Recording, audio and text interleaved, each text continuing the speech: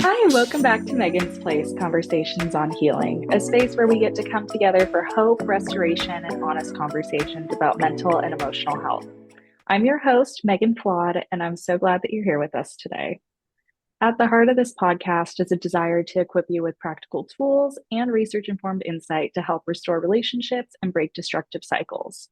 I'm especially excited about today's conversation because we have a guest joining us who brings such valuable perspective and insight into this work. So, Brandon, thank you so much for being here.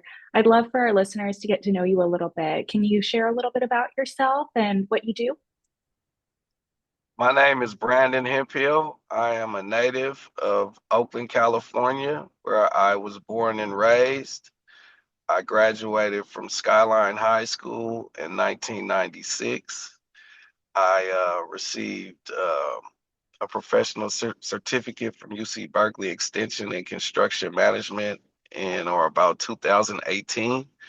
I work in the construction industry as a construction inspector, a senior construction inspector, and I'm also largely involved in the community advocating for different human rights and community initiatives that I think are worth being a voice to be heard, including I'm a commissioner for the City of Oakland's Mayor's Commission on Aging, which is the commission that advises the mayor on the budget for the senior citizens that live in our city.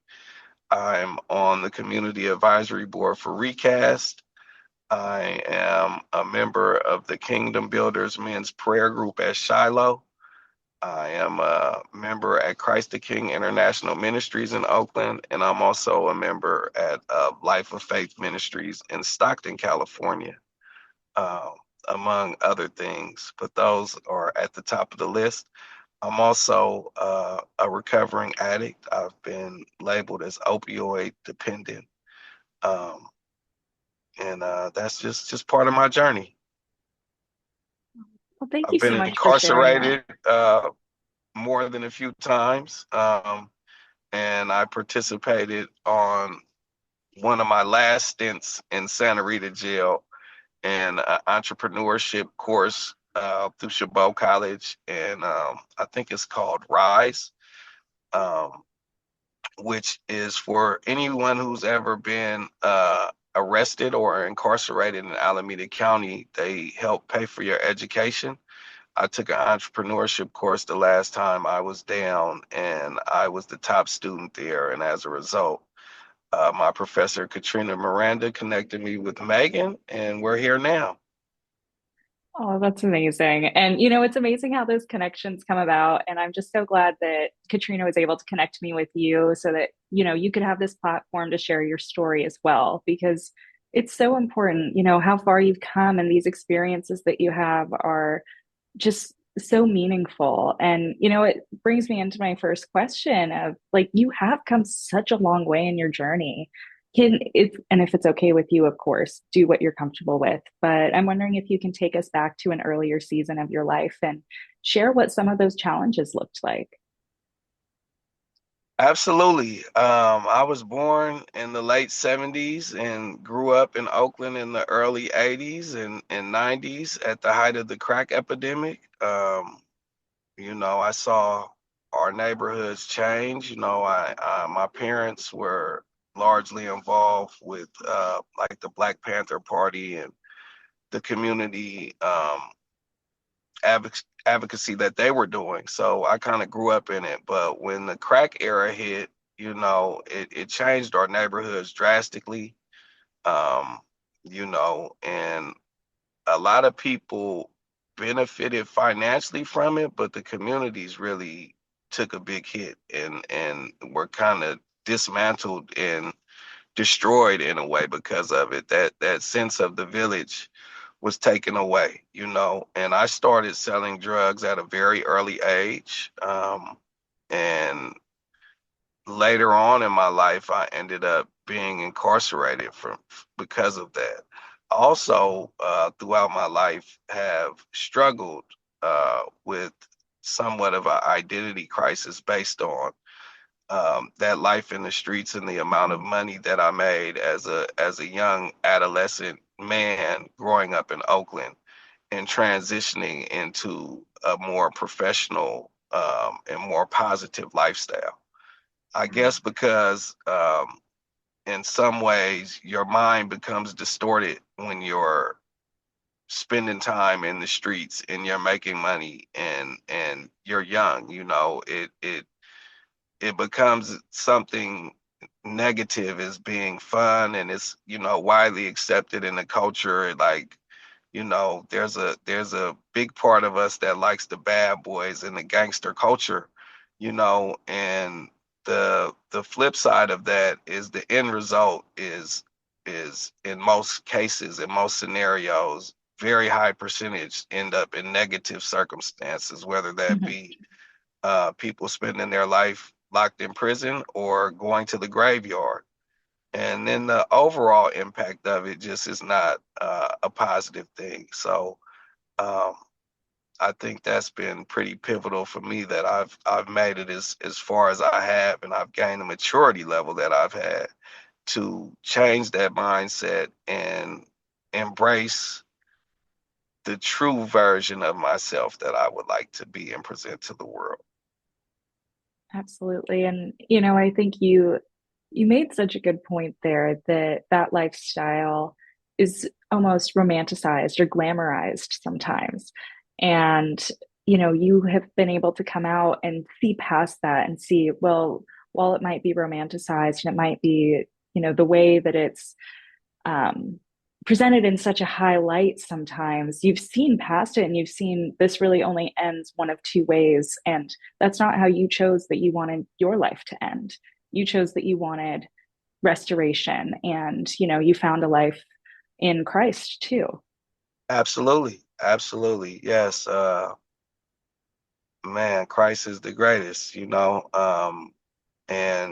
I have the lived experience. It wasn't just like I woke up one day and magically got to where I am. I've lost several friends, Mhm. family members, and I've spent time myself being incarcerated. But I've lost friends to overdoses, car accidents that involved alcohol or bad decisions. I've lost friends to violence, to murders in the streets and city of Oakland. And I think I've really been blessed to have lived the life that I've lived, to have made the bad, terrible decisions I've made, and still be here to talk about it. So I really give God all the glory and thanks for watching over me, for protecting me, and for calling me out of darkness to my true purpose, to be a shining light, in our city, community, and hopefully for the world. Absolutely. And, I think too, with this idea that you're so willing to share your story, I really do think that it might help other people move toward a similar path as you. It might help people find that, oh, maybe this isn't the life that I'm meant to be living. And, that really brings me into my next question of what were some of those key turning points for you that helped you shift your path in a different way? Some of the biggest turning points in my life have been the birth of my children. The birth of my oldest son, Brandon Jr., who is 19 now, really caused me to look at my life and look at the example that I was setting and being, because I didn't want my children to follow in similar footsteps as I did. Um, my life followed a similar trajectory of my father's, even though my mom and my dad split up at a very early age, Um, but the decisions I made, a lot of times were not only due to his absence, but due to things that I knew about him and the way that he lived and grew up, because I still looked up to him, even though he wasn't in the picture as much as I Mhm. would have liked. Um, and that caused me to find alternative and other means of making a living. And I think I was blessed not only to have the mindset I have, but to have the parents that I did. My mom was a big advocate and believer in the power of education. She always stressed the importance of getting an education, and she led by example. She went back to school when I was in junior high, and she graduated from UC Berkeley with the highest honors and delivered the commencement speech at our graduation in 1991. She's one of the few African Americans that have been awarded that high level of accommodation based on her performance. So I've always been able to take negative circumstances in my life and find the positive. Like when I was released from prison in 2005, I realized that, the probation and parole departments and officers, they actually work for you.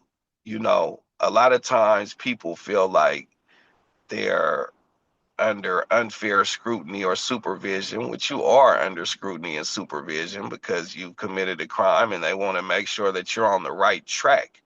But it's largely up to you where your life goes. Those people don't have control of what you choose to do, what choices you Mhm. make, but they are tasked with supporting you um, as a part of their job description. So if there are things that you want to do, whether it be go to college, get into a job training, they're supposed to help you find the resources to do these things.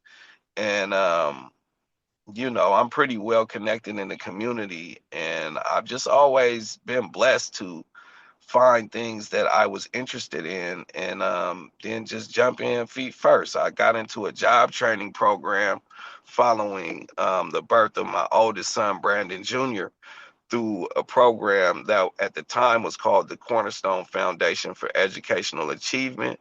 Now it's called the Cornerstone Institute of Anointing.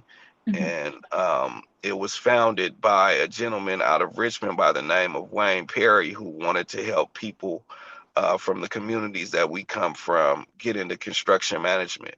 And I got into that. I went, I think it was 8 or 12 weeks to like unpaid training that was a couple hours a night, and it was very good. We learned how to draft, and we were given a site that we had to build a model of a building that we thought would, you know, be a great addition to the area. We kind of had like a development project almost, and it was judged by industry professionals and architects and designers and engineers. And the project that me and my teammates designed, it won the award for the best project. I got an award for leadership. And then I went on to the advanced program, which was an actual internship at the company Cornerstone that was founded by Wayne Perry as well Mhm. in San Francisco, and got to work on proposals and real world projects, which led to me being awarded a permanent position. I was the first intern in the history of the program that was awarded a permanent position with the company. And that resulted in, I started off as like a front desk administrator. At first, I was an administrative assistant, actually. And then the person who I worked under resigned 5 weeks later, and nobody had a clue that she was on her way out. And I ended up being pushed into that role, just basically like, I don't know, I guess divine intervention, you Right. know. And as a result of that, I got connected with some engineers and people in higher positions that I was interested in moving into, and one of those individuals was the person who told me that I needed to go back to school. I was looking at the junior colleges and community colleges at the time, and he asked me if I had heard of UC Berkeley Extension, which I hadn't. And his reasoning and logic behind this was that, you could take a certificate from UC Berkeley, and UC Berkeley is known all over the world. It's the number one public university in the Mhm. world. And he was absolutely correct. I finished that program with the 3.7 GPA, and haven't looked back since as far as being able to find a decent paying job, and having a fruitful and productive career in the construction management industry. That's so amazing. And, it's amazing too how like a small recommendation from someone can make such a huge difference in your life. And, it makes me curious for those tuning in who might be, I guess, like feeling stuck or discouraged at the moment. What do you wish someone might have told you a little bit earlier in life that maybe you found out as you got older?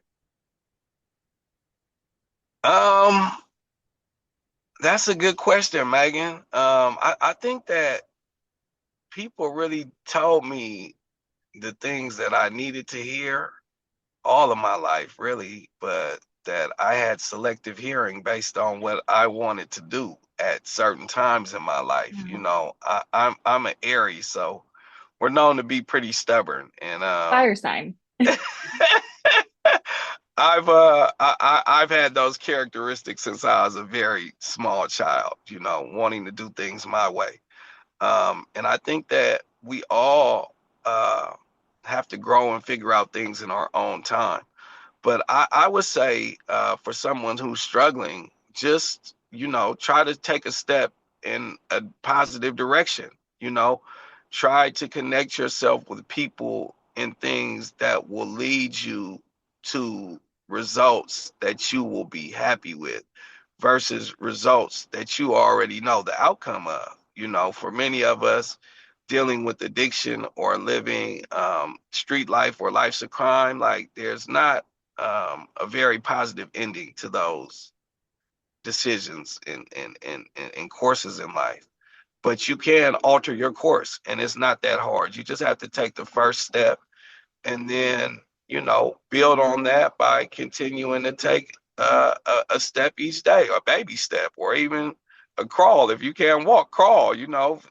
Just find a way to move towards more positive things and ideals in your life. Think about the people who love you. Think about what you want for yourself. Think about how you want to be seen. And I think that our thoughts are one of the most powerful things we have, and that if we make the right decisions based on those thoughts, that we can effectively transform our futures, our communities, and the people around us. Absolutely. And, I think you made such a good point there about, sometimes that idea of getting from point A to point B is really daunting. And sometimes you need to take those baby steps, you need to crawl because it feels like it's a marathon between point A and point B, like where you are and where you want to be. And so I think, taking that step back, taking it slow, it's not a race.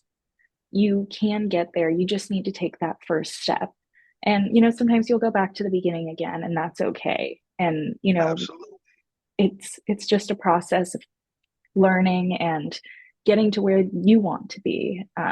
But I just, I can't thank you enough for coming on today and sharing your story with our listeners. It's so impactful, the progress that you've made in your life and the changes that you were able to set forth for yourself. Thank you so much. I think another good thing or big thing that I didn't mention is celebrating the small wins. Like in therapy, they tell you, or they've told me, like, get up, do small things, make up your bed, get dressed, go out and get some sun, get some physical activity. Like, those are all things that help you have a more positive mental mindset and mind state. And when you begin to celebrate yourself rather than beat yourself up, you will be surprised at how big of a difference that makes in your psyche, you know. Um, Absolutely. so yeah, I just have been. I think I've been very blessed. I'm also pursuing some entrepreneurial pursuits with my lovely wife, Latricia. We have a company that we started called BTGG, which is a faith-based fashion and apparel company that we will be launching online shortly. So be on the lookout for that. I'm also working with some gentlemen at a community center in North Oakland / Berkeley that is between Alcatraz and Harmon on Martin Luther King, Mhm. or I think it's Adeline, and I think it's called the Lauren. I just hooked up with them, but we'll be doing. We'll have an entrepreneurial hub, financial literacy classes, reentry courses, um, mental health. We're trying to get into violence intervention and whatever we could do just to have a positive impact in the city, help people who think and look like us, and help some of these young people find their way. So just always know that there are people out there that are willing to help you, and it takes a lot of courage to ask for help. But don't be afraid. People will come to your aid if they see that you're genuine and what you're trying to do. And if you Absolutely. fall down, just get back up, you know, keep getting back up. Don't give That's up. right. Oftentimes we fall down, we trip, we slip, we fall. But, Yeah, you have to carry on after, and, those people will reach out their hand and help lift you up if that's what you need. Um, absolutely. and well, thank you so much again, Brandon, for sharing your experiences and these really helpful tips. And to our listeners, thank you so much for tuning into Megan's Place. New episodes are released every Monday at 10 a.m.